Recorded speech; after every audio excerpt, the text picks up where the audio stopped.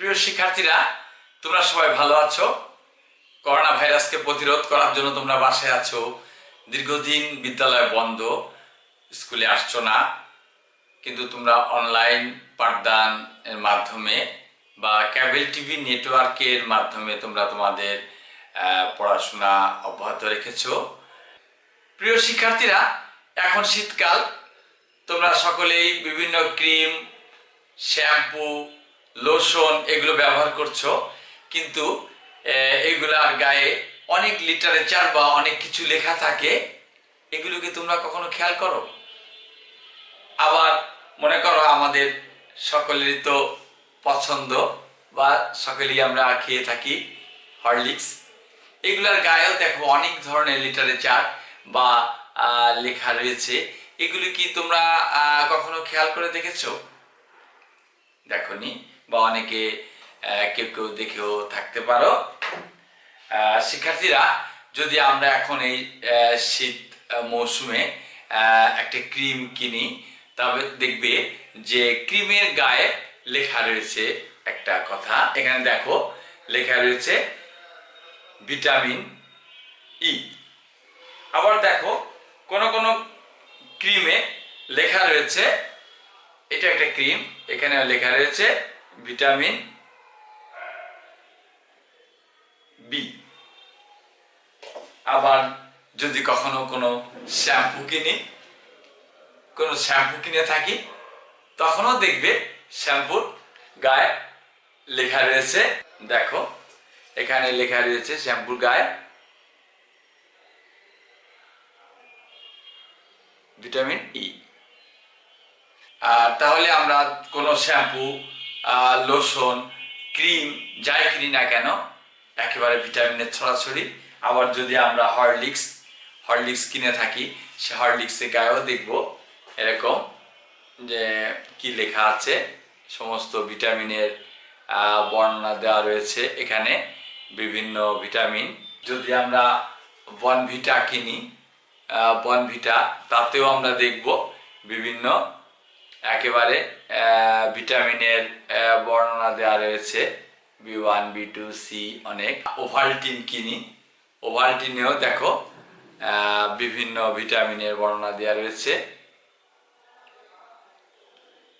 প্রচুর পরিমাণে ভিটামিন রয়েছে। প্রিয় শিক্ষার্থীরা, তাহলে আমরা এই লিটারেচারগুলো খেয়াল করি না, বা যদি খেয়ালও করে দেখে থাকি যে বিভিন্ন স্নো, পাউডার, ক্রিম, লোশনের গায়ে, শ্যাম্পু, শুধু ভিটামিন আর ভিটামিনের ছড়াছড়ি। এই ভিটামিনগুলি কি কাজে লাগে তোমরা কি জানো? কোন ভিটামিনের কি কাজ, কোথা থেকে বা আমাদের পাবো এই ভিটামিন, কেন আমাদের প্রয়োজন, এগুলা সম্পর্কে আমরা কতটা জানি?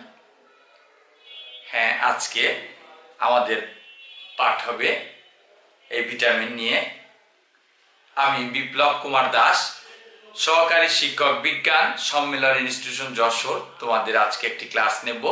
নবম দশম শ্রেণীর বিজ্ঞান উন্নততর জীবনধারা প্রথম অধ্যায়টি রয়েছে, সেখান থেকে তোমাদের 4 নং শিখন ফল অর্জনের লক্ষ্যে ক্লাসটি আমি নেব। আমি ভিটামিনের উপরেই আজকে আলোচনা করব। তোমরা খাতা কলম নাও, নিয়ে আজকের পাঠটি লিখে ফেলো।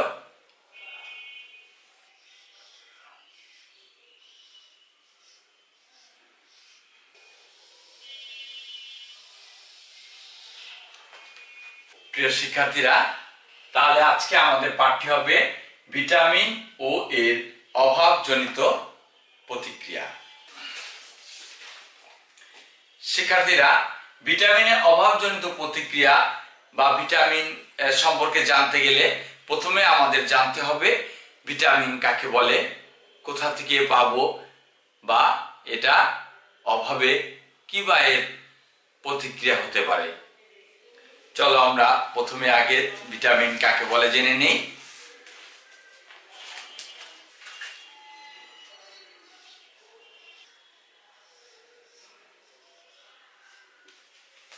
শিক্ষার্থীরা দেখো, ভিটামিন কাকে বলে?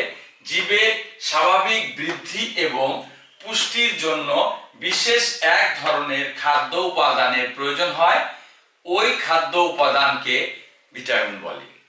আমরা জানলাম জীবের স্বাভাবিক বৃদ্ধি এবং পুষ্টির জন্য বিশেষ এক ধরনের খাদ্য উপাদানের প্রয়োজন হয়, সেই উপাদানটাকে বলে ভিটামিন। প্রিয় শিক্ষার্থীরা, দ্রবণীয়তার উপর নির্ভর করে ভিটামিনকে দুই ভাগে ভাগ করা যায়। একটি হচ্ছে স্নেহে দ্রবণীয় ভিটামিন, আর একটি হচ্ছে পানিতে দ্রবণীয় ভিটামিন। তাহলে আমরা দেখব দ্রবণীয়তার উপর ডিপেন্ড করে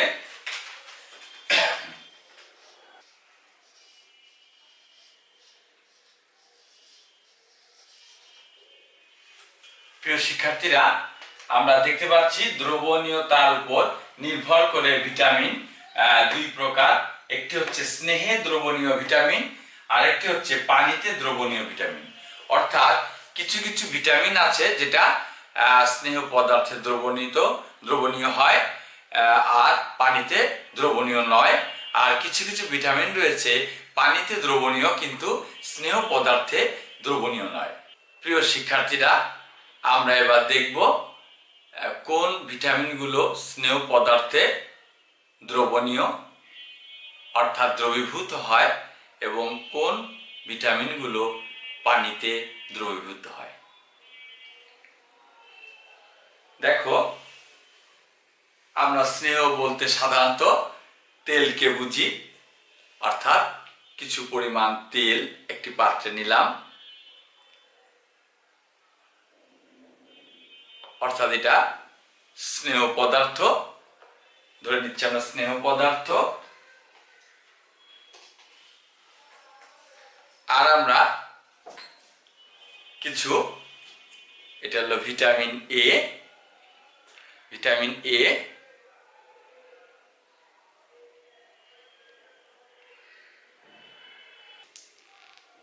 আমরা আস্তে করে বের করে নিলাম। একটি ভিটামিন এ কে নিয়েছি আমরা, এটা একটা দেখো ক্যাপসুলের মতন, এর ভিতরে ভিটামিন এ রয়েছে। এই ভিটামিন এ কে যদি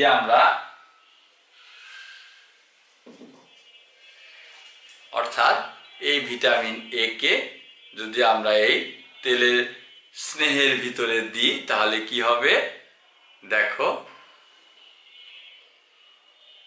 এটা আমরা দিলাম, মাথাটা কেটে নিলাম,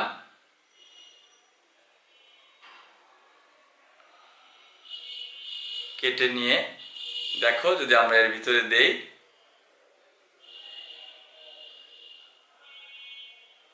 অর্থাৎ দেখি আমরা কি হলো, দেখো দ্রবীভূত হয়ে গিয়েছে, অর্থাৎ এর ভিতরে নেই।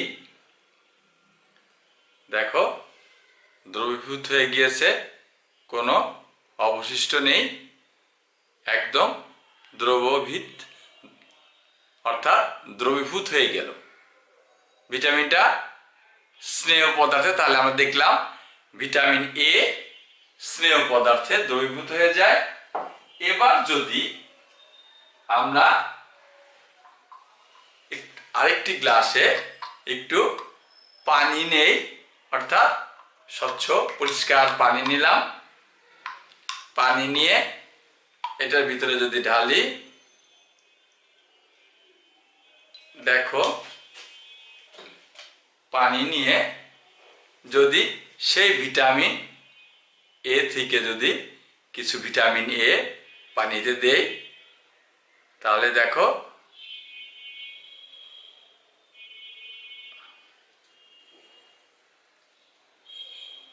অর্থাৎ পানিতে দেওয়ার ফলে দেখো পানিতে দ্রবীভূত হচ্ছে না, এটা ভেসে বেড়াচ্ছে। এই দেখো পানিতে দ্রবীভূত হয়নি, অর্থাৎ ভিটামিনটা ভেসে বেড়াচ্ছে,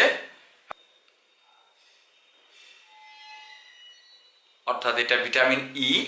আমরা এবার একটি ভিটামিন ই কে আবার অপসারণ করব, প্যাকেট থেকে খুলে এই দেখো একটা ভিটামিন ই কে নিয়েছি।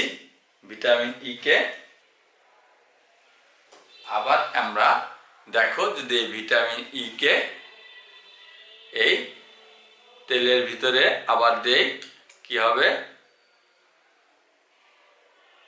একটু ছিদ্র করি।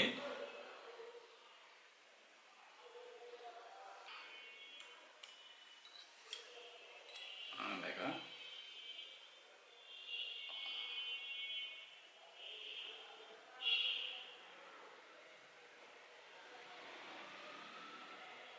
দেখো স্নেহে যখন দিলাম তখন এটা গলে গিয়েছে, এটা সাথে সাথে দ্রবীভূত হয়ে গিয়েছে, অর্থাৎ এখানে কোনো রকম দেখতে পাওয়া যাচ্ছে না। যদি এটা আমরা এই স্নেহ পদার্থ যদি আবার ভিটামিন ই কে পানিতে দেই, দেখো তাহলে পানির ভিতরে আবার ভেসে আছে, অর্থাৎ এটা গুলছে না। এটা তো আমরা সবাই চিনি,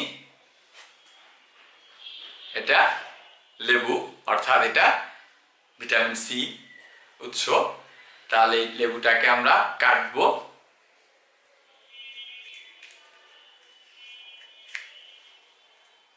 দেখি আমরা এই লেবুর পিসটি কেটে নিলাম।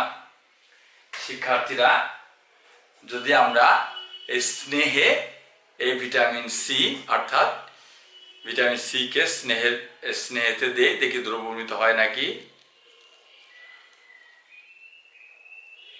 অর্থাৎ এটা দ্রবীভূত হচ্ছে না, দলা হয়ে নিচে যে জমা হয়ে থাকতেছে, অর্থাৎ জমছে না। অর্থাৎ আমরা দেখতে পাচ্ছি যে এটা কিছুতেই দ্রবীভূত হচ্ছে না, নিচে যে জমা হয়ে থাকলো এটা দ্রবীভূত নয়।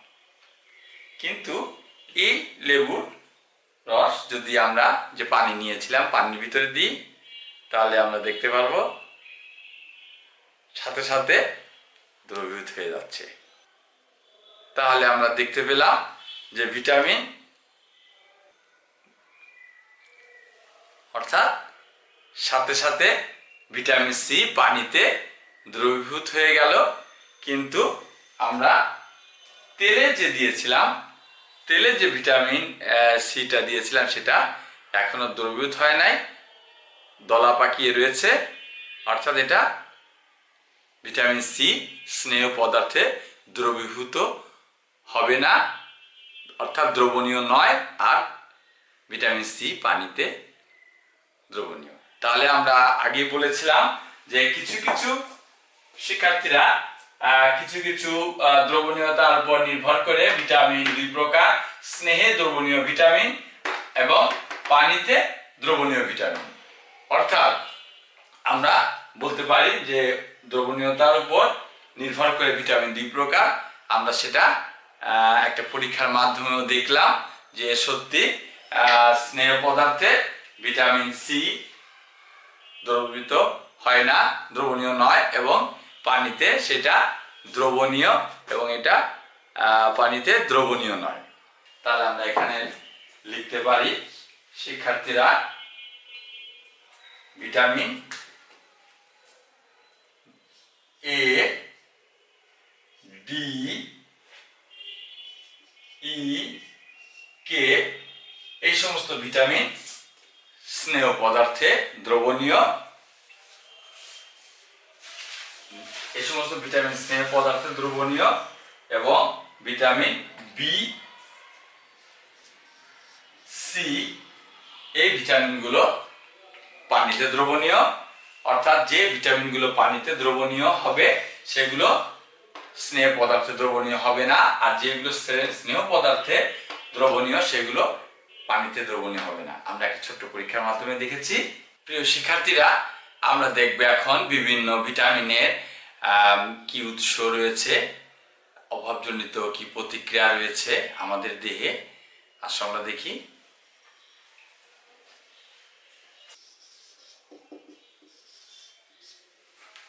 সাধারণত প্রথমে আমরা আলোচনা করছি ভিটামিন এ।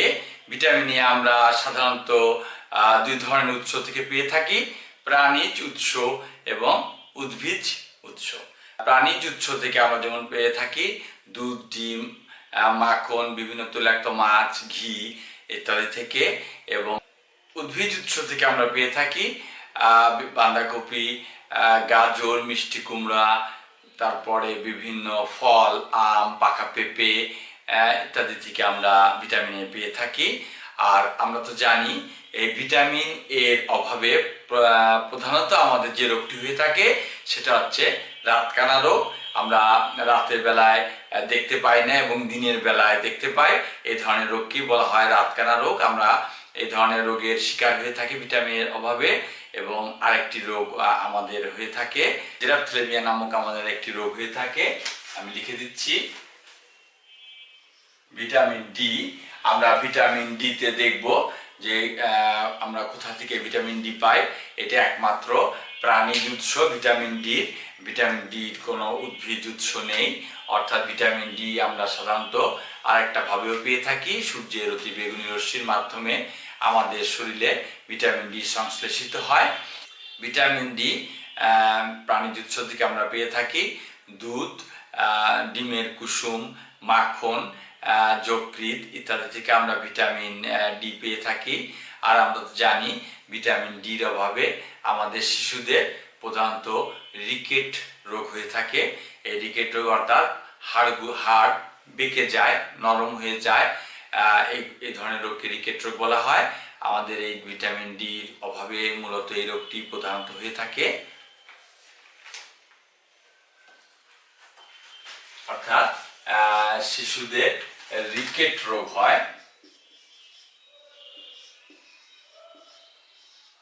অর্থাৎ ভিটামিন ডির অভাবে শিশুদের রিকেট রোগ হয়ে থাকে। জেরাপ্থ্যালমিয়া এবং রাতকানা রোগ এইগুলো সাধারণত আমাদের ভিটামিন এর অভাবে হয়ে থাকে, আমরা সকলে জানি। এবার আমরা দেখব ভিটামিন ই।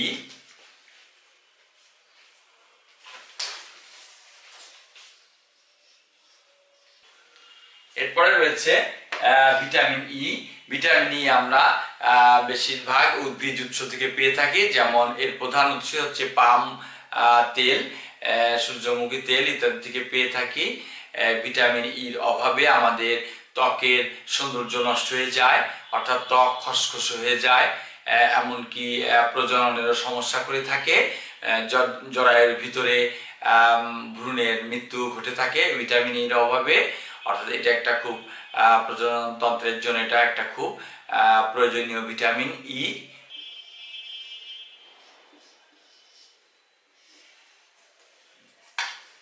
এবার আমরা দেখব ভিটামিন বি। এই ভিটামিন বির ভিতরে অনেকগুলো ভিটামিন রয়েছে, অর্থাৎ 12 প্রকার রয়েছে ভিটামিন বি প্রকে। এটা হচ্ছে 12 প্রকার ভিতরে রয়েছে।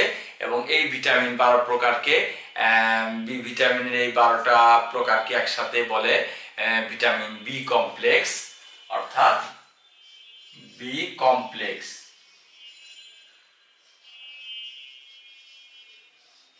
অর্থাৎ বি কমপ্লেক্স বলা হচ্ছে আমাদের ভিটামিনের 12টিকে একত্রে। এই 12টা ভিটামিন বিভিন্ন কাজ করে থাকে আমাদের শরীরে। ভিটামিন বি আমরা প্রাণীজ উৎস এবং উদ্ভিদ উৎস দুটা থেকে পেয়ে থাকি। প্রাণীজ উৎসের ভিতরে যকৃৎ, দুধ, ডিম, মাংস, মাছ ইত্যাদি রয়েছে। উদ্ভিদ উৎসের ভিতরে রয়েছে ঢেঁকি চাটা চাল, আটা, ময়দা, আটা, ফল, সবজি, ছোলা, বিভিন্ন রকমের শাকসবজি ইত্যাদি রয়েছে। অভাবজনিত রোগের ভিতরে আমরা বলতে পারি ভিটামিন বির অভাবে নানাবিধ রোগ আমাদের শরীরে দেখা দেয়।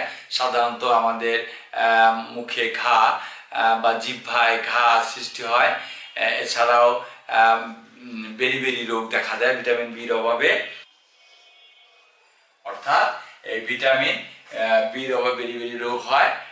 তাছাড়াও আমাদের জিভে, গালে, মুখে ঘা হয় এই ভিটামিন বির অভাবে। ত্বক খসখসে হয়ে যায়, চামড়ার মনে হয় যে চামড়াগুলো শুকিয়ে গেছে, ফেটে যাচ্ছে, এই ধরনের রোগগ্রস্ত আমরা হয়ে থাকি। এই ভিটামিন বি কমপ্লেক্স আমরা প্রাণীজ এবং উদ্ভিজ দুইটা উৎস থেকেই পেতে পারি। এবার আমরা দেখব ভিটামিন সি।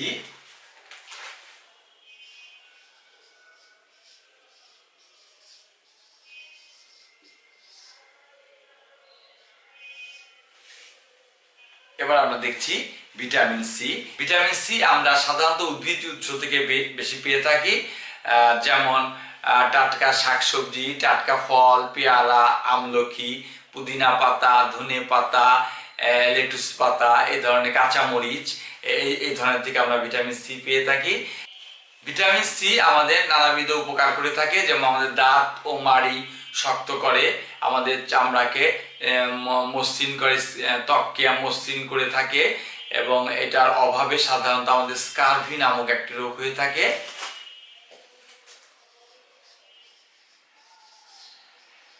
ভিটামিন সির অভাবে দাঁত ফোলা, দাঁত দিয়ে রক্ত পড়ে, দাঁতের মাড়ি ফোলে, এই ধরনের নানাবিধ ভিটামিন সির অভাবে আমরা বিভিন্ন রোগে আক্রান্ত হয়ে পড়ি। প্রিয় শিক্ষার্থীরা, আমি এতক্ষণ তোমাদের নবম দশম শ্রেণী বিজ্ঞান প্রথম অধ্যায় থেকে উন্নততর জীবনধারা 4 নং শিক্ষণফল অর্জনের লক্ষ্যে, অর্থাৎ 4 নং শিক্ষণফলটি ছিল শিক্ষার্থীরা বিভিন্ন ভিটামিনের উৎস, অভাবজনিত রোগ বা ভিটামিন কত প্রকার, এগুলো ব্যাখ্যা করতে পারবে। তোমরা আমার এই পাঠটি কতটুকু অনুধাবন করতে পেরেছো সেটা মূল্যায়ন করার জন্য তোমাদের কয়েকটি প্রশ্ন করছি। এবার বলো, ভিটামিন ডি এর উদ্ভিজ উৎসের নাম কি? হ্যাঁ, সঠিক বলেছো। ভিটামিন ডি তে উদ্ভিজ উৎস নেই, এটা সাধারণত প্রাণীজ উৎস থেকে আমরা পেয়ে থাকি, আর সূর্যের আলোর অতিবেগুনি রশ্মি থেকে পেয়ে থাকি। এবার বলো, ভিটামিন বি কমপ্লেক্স কয়টি ভিটামিন একত্রে থাকে? হ্যাঁ, সঠিক বলেছো। ভিটামিন বি কমপ্লেক্স একসাথে 12টি ভিটামিন থাকে। এই 12টি বি ভিটামিনকে একত্রে ভিটামিন বি কমপ্লেক্স বলে। প্রিয় শিক্ষার্থীরা, আমি যে শিখন ফলটি অর্জনের লক্ষ্যে পাঠটি আজকে উপস্থাপন করলাম, আমি আশা করছি এই পাঠ থেকে তোমাদের শিখন ফলটি অর্জিত হয়েছে। আমি এখন তোমাদের ছোট্ট একটি বাড়ির কাজ দেব। বাড়ির কাজটি তোমরা এখন একটু খাতায় লিখে নাও।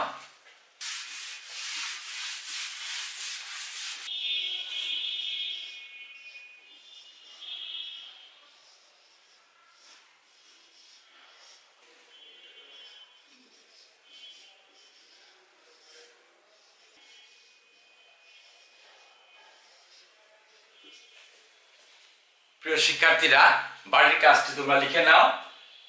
প্রাণীর স্বাভাবিক বৃদ্ধি, শরীর সুস্থ রাখা ও সুষ্ঠু প্রজননের জন্য ভিটামিনের কোনো গুরুত্ব আছে কি? বিশ্লেষণ করো। অর্থাৎ প্রাণীর সুস্থ বৃদ্ধি, শরীর সুস্থ রাখা এবং সুষ্ঠুভাবে প্রজনন হওয়ার জন্য ভিটামিনের কোনো গুরুত্ব যদি থাকে তোমরা বলবে এবং সেটা বিশ্লেষণ করবে। প্রশ্নের উত্তরটি তোমরা বাসায় লিখবে এবং বিদ্যালয় খুললে তোমাদের শ্রেণী শিক্ষককে দেখাবে, তিনি মূল্যায়ন করবেন। আজকের মতো এখানে আমি পাঠটি শেষ করছি। তবে বাইরে বেরোলে অবশ্যই মাস্ক পরে বের হবে। সবাইকে ধন্যবাদ।